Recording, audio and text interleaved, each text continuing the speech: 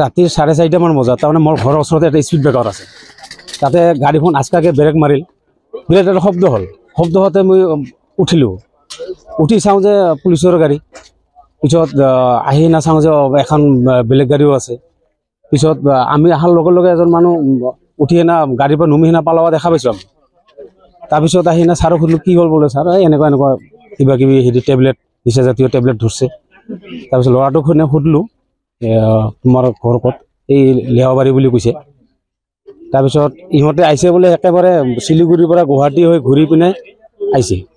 আহি নাই শিলুৰ ৰাস্তা আমাৰ ঘৰৰ আশে সোমাইছে পুলিচৰ গাড়ী আগতে হয়তো কিবা ইনফৰমেশ্যন পাইছিলে এটেক কৰিছিলে নিচাজাতীয় টেবলেট সিহঁতেতো কোৱা মতে 5,30,000 টকা 5 লাখ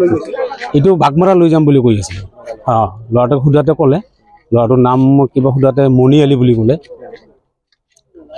আমি 4জন আছিলে বোলে কিন্তু আমি পাওঁতে একজনকে দেখা পালোঁ